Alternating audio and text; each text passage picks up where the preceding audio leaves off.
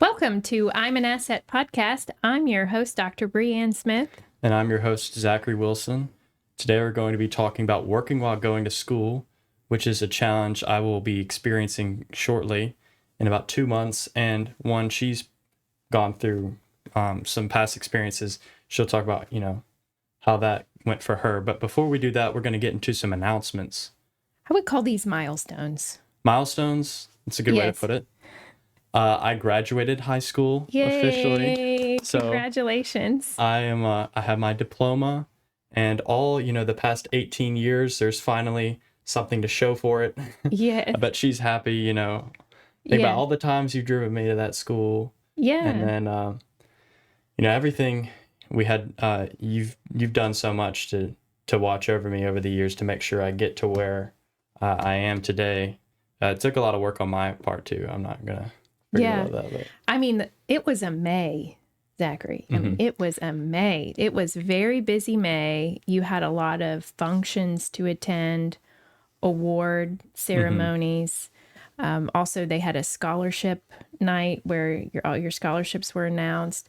And then you had baccalaureate, which is a service right before graduation. Then graduation, there was family in town.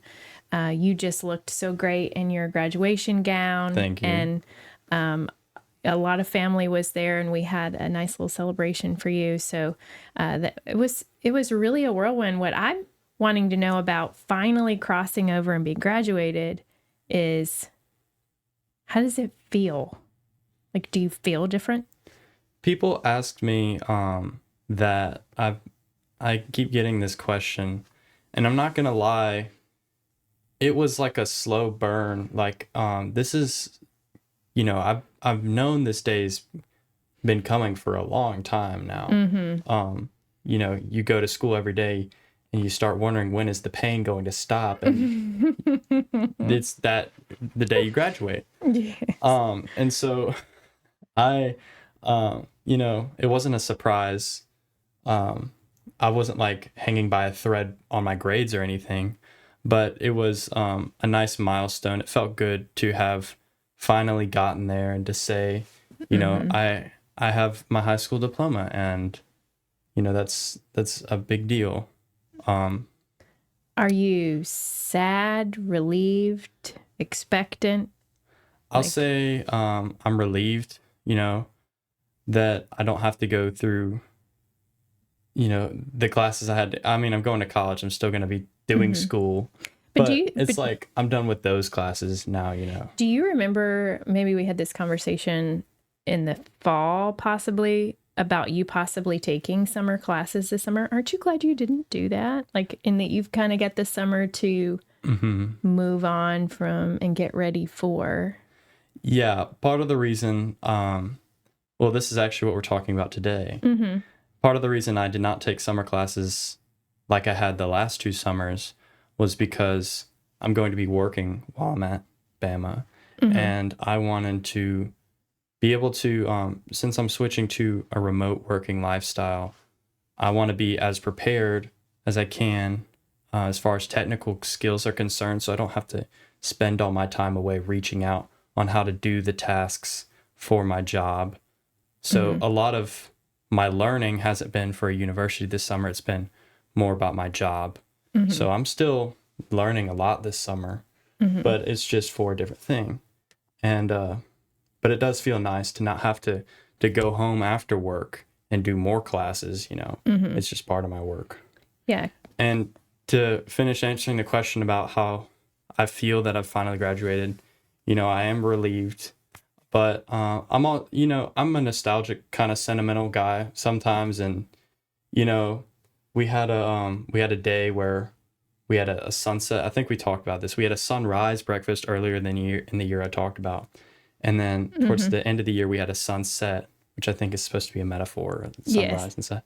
And just being on that field with, everyone you've known for years, we all talked and just hung out. And I reflected a bit on, how many times I've driven up to school in the morning and seen this field.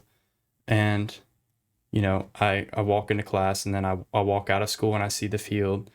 And then just leaving it one last time Yeah. It was And you play on the field. Like you played many games. I played a lot on of that games field. on that field too. I'm going to take these off. I don't think I need them. Yeah. And so yeah, I was a little nostalgic and sentimental about it. But you know, I'm not like, I never cried. I wasn't like that sad about it. Like I said, I knew this moment was coming. So I've had time to prepare myself. So, and then looking forward to where you're going next, like what are you doing? How you feel about what you're about to embark on this fall? I am nervous, but and you know, I'm anticipating like a lot of, I'm a little stressed because I want to be prepared. But I do really care, which is why I'm so nervous. Like I'm excited. Like I'm ready to do this. Yeah. It's a, you know, a new path, a new challenge. Big step. So much. But I think you're ready. I don't know what to do, but I can't wait to figure it out. Yeah. Yeah. So we'll be interested in sharing with you about his orientation. We'll be going up in a couple of weeks to experience that. We'll share that process with everybody. I also think at some point we should talk about the roommate selection process that you went through, which was actually very detailed, but you did a lot to prepare for that. And I think that's worked out. We're going up to meet some of them in a few weeks. Yeah. And so I'm also really excited about you going to Alabama not because I'm an alum, but because you won't be too far, but you'll also be far enough away that you won't come home all the time. And not that I don't want you to be home, but I am just a huge advocate for go to school and grow up a little bit in an area where a lot of other people are also trying to grow up. And so there's a lot of resources there available to you, but you're also not too far away that if you need to come home, you can come home. So I think it's going to be great. Your sister's also there already, and we just love Tuscaloosa. So I'm excited for you to move up there. Yeah. It's a new chapter of life. Not just, you know, learning all these college level classes, but like you said, getting that independence from, you know, everything that I am comfortable with and that I've known, and stepping into a new kind of more adult part of my life. I'm definitely going to have to start relying on myself for a lot of things because you cook a lot for me and I love your food. And I'm going to miss that. That's probably the only reason I'll come back. I'm just kidding. Well, then also, you know, one thing about college, other than just the formal education, is good for you, and especially in what you want to do for a career path. But I also feel like just becoming a more educated member of society is going to be pretty powerful. Like continuing to grow in your knowledge and how you're going to fit in the world and what part you're going to play in your purpose in life. I think college is just another step along the way in figuring that out. So very exciting. So you also had another big milestone recently. You had a birthday. Yes, I did have a birthday. I turned 19, and Happy birthday. Thank you. That too, I knew was coming. It comes around every year. Yes. About the same time, and so yeah, I was 18 when we started this channel, but now I'm 19. So wow. Yeah, right. And it's really weird to think that there's going to be a 2 in front of your age next year. Next year. Yeah. So good. I know you had a fun birthday. You did a lot of different things on your birthday. So I'm good. I'm glad you did. It's kind of your birthday month because there's just so many different people you want to spend time with. So we kind of have to spread it out a little bit. Yeah. I feel like it's like that for everyone to some capacity. Yeah. And in Alabama, I'm like officially an adult, right? You were definitely an adult. Mm-hmm. Yes. I considered myself an adult when I was 18, but you know, it's like, I guess it's like I go to big boy jail now if I Let's messed not up. go to big boy jail. In next week's episode, we're talking about my experience in jail. No. We have another announcement. So soon, a very much younger, less handsome version of myself will be taking over this podcast. Well, we have like this series. This was kind of like the first stage. And my younger brother, his name is Mike.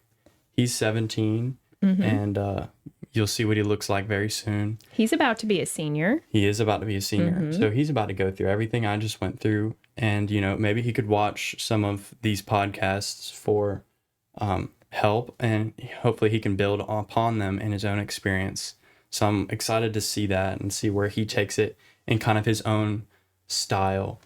He definitely has a different style than me, but it's one that I think you will enjoy. So I can't wait to see what he does with that. Yeah, and I also think he has different goals than you, because he wants to pursue the athletic route in college, and we hadn't really talked about. We've talked about high school sports, but not really, you know, the process of going through finding somewhere to play a sport in college. So that'll be a different aspect. And then he's also got a lot of different organizations that he's involved in that are different from yours. And I think it'll just be a great different perspective. Now, when we started this podcast, we originally said we're going to spend a year together, you and I. But what we're going to do instead, because we have just enjoyed this and we want to continue to follow your college career, we are just going to add a new series with Michael and continue this one as we can over your college life. So what do you think about that? I can recall from the youngest age, when YouTube was first getting popular, and I would watch, you know, all my favorite YouTubers play video games and stuff. I remember I wanted to be in content creation. I didn't know if I wanted to play video games or do any the other silly stuff I watched as a kid, but I knew I wanted to make videos. And I'm still working on that. Soon I'm hoping to have a channel of my own. But I love this format of content creation. I love being able to share my experiences and help other people the best I can, and to talk about everything that you can bring to the table that's also very helpful for our viewers. I think it's, you know, in case you want to keep watching kind of what we do, we will, not as often, but we're going to try to offer the college perspective too while I'm away. Yeah. So we'll continue following you in podcasting as we can. And of course, this summer we're going to be working on, you know, Zachary's journey to get him actually up to Tuscaloosa and all the things that we're working on for him to prepare for that. In the meantime, we are also going to start Mike's series because he just finished his junior year and will be a senior starting in the fall. So that will be a new channel, not a new channel, but a new series in this channel. We're expanding, and I can't wait to see how that goes. So yeah. I think we've gotten over, we have one more announcement. You're going to Vegas. Yeah, so speaking about expanding, we're also starting another series particular to CPA practices. We are launching this on Monday while I'm in Vegas. I'm speaking at the Engage conference, which is a financial planning focused conference primarily for CPA professionals. So I'm going to be launching a coaching program, and we will also be doing podcasts, a remote podcast while we're up there, and working with other CPAs on their business models. So. This one, I will not be in these videos. I'll still be developing some of them, but this is for her and, you know, kind of more of the expert level financial and accounting stuff that she knows about. Right. I'm not there yet. We're really primarily not talking about money. We're talking about practice management and managing practice, and the business model for adding financial planning as a CPA, which is growing. And I have been a part of a lot of the national movement with the AICPA. I'm on that executive committee to help promote PFP and how CPAs can become financial planners. as well. Well, I look forward to that. I'm going to definitely check that out. So now that we've gotten through all of our announcements, we can move to the topic we're covering this video.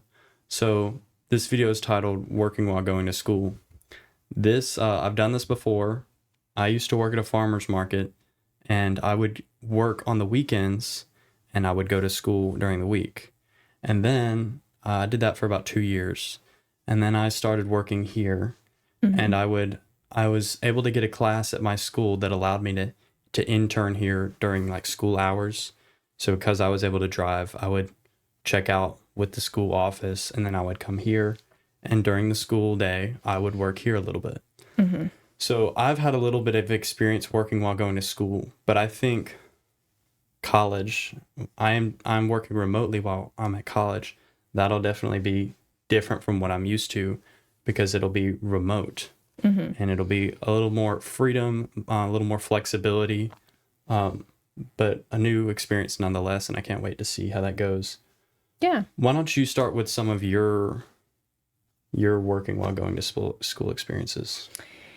Yes. I have been working since I was 14 or 15, babysitting, of course, starting out. But when I started to drive, I got a job at Blockbuster Music in Los Angeles. Do you even know what that is, a Blockbuster Music? That's Yes. For another time, I'll explain. But and then I started waitressing in college. While waitressing, I also sang every Wednesday night. Oh my gosh. In a bar. I would have loved to have seen And that. played country music, which was actually really great money. And I also kept the books for a little ballet company. I would go in the morning and apply all the checks, and I would do a little bookkeeping and close the door, almost like the accounting little fairy that would come in the middle of the night. And so my senior year, I had 3 jobs at Alabama, but none of them are full-time jobs. They were all very flexible jobs. So it is very possible and not unusual to work while you're in college. And research has shown that students who work are actually better in the classroom because you're more focused on your schedule, your deadlines, and really locked into what you need to accomplish. Yeah, even if like you're doing accounting, as I'll just use our profession as an example. Even if I'm working at an accounting firm and I'm in school for engineering and those technical skills aren't related, the soft skills you learn from a job, like time management, getting stuff in on deadlines in time, being professional, and like all those soft skills you get working with other people, you work with other people on projects in college. All those things you get from a job are very helpful towards school too, and many aspects of your life and personal capital. Yeah. So I could definitely see how that works. And just watching you grow over the last year, not only in this platform here, but also how you interact with your coworkers who you're not related to. I mean, these are just other people that work in the same firm, and we're not all family here. Where you've got other people that you work with, and you have clients that you talk to, and you have deadlines and responsibilities that nobody is going behind you and making sure you did things. You have job responsibilities. And so I think I agree with you that all of those things are very good for future in the classroom or future positions, but also just becoming an adult. Like, I know this is a little different because you work for a parent, but it is nice to, and that's why college is so great as well, take instructions and deadlines and projects from other people who are outside of your family as well. And I think working while you're in school helps you be really good at managing your time. So I have on my board here, I have a why. You brought up some good points there, but it's like, why would you do that? Because it's very difficult to do to spend all that time at work and at college, Yeah. or any school. so if you're working like you work part-time jobs in college, it's like what is other than like well, we did talk about the Other than skills. the Yeah, obvious, which is money. money, which I work at a university. I work at Auburn University in Montgomery, and most of the student population there is, working and going to school. I am an alum of AUM. When I went to AUM for my master's, I worked a full-time job and went to school at night. So it's very common for my students to have a job in addition to trying to get these classes. So not only does it require a flexible employer to allow you to go to school, especially if you have a class during the day, but also some understanding from the professors. Of course, we all know that most of the students are working, and that's why, at the beginning of the semester, I try to make sure everybody knows when the deadlines are. There's not a surprise. I'm not keeping everybody waiting on when something's due. Like you can plan around and know when an exam is going to be and all of that way ahead of time. That's great. So personal capital wise, what specific aspects of one's personal capital does working while going to school encompass? The experience aspect, because you are gaining experience and learning how to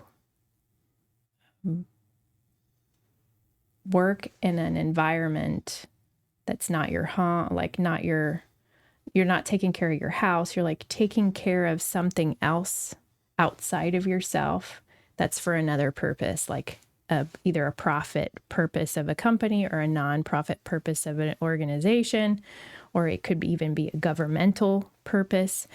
So you're working towards the goals and purposes of another entity outside of you, which is building of personal capital. I have been in some kind of management role for quite some time, and early on, when I was in charge of new interns and helping get them trained and everything, I could always tell a major difference between those who have never worked before and those who have worked a job before. There's just some experience that you get just working, even if it is not related to your future career. The experience aspect of working a job is beneficial to your personal capital. And I like to think of it in like a very grand scheme of things. Like if you were to lay out your life in a timeline, I think the earlier you start working just kind of builds and sets you up for more success as you go through your life. Like I remember seeing when I was like 15 or 16, I remember seeing people complain that they would get their high school diploma, they would go to college, and they would get this degree in this super advanced thing. It's like super smart people can only get this degree. And then they would go and apply for jobs and nobody wanted them. And it didn't make sense to me. And they were complaining it was because they had no work experience. And they were like, well, how am I supposed to have work experience if I've been spending all this time learning? And so then comes this working while going to school question. Why do you do it? Why is it important? How does it relate to, if we're talking about personal capital and the assets that you have, why do you want this asset in your, what is the word I'm looking for? Repertoire? I think, like you said, just you could spot the people and how they carry themselves, that they have that experience. And, the people working in professional settings, they don't want to hire some 20-something-year-old who has never worked a job before. Like, it's difficult, this working while going to school thing.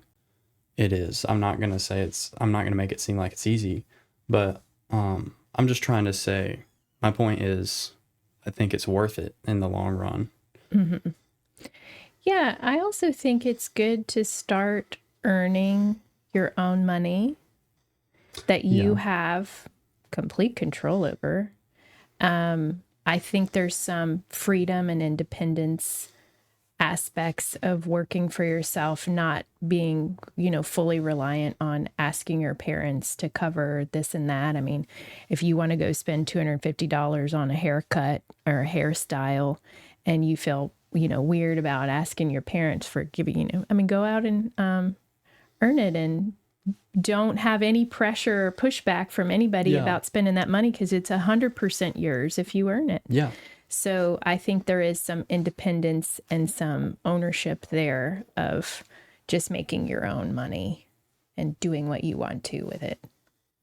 I entirely agree.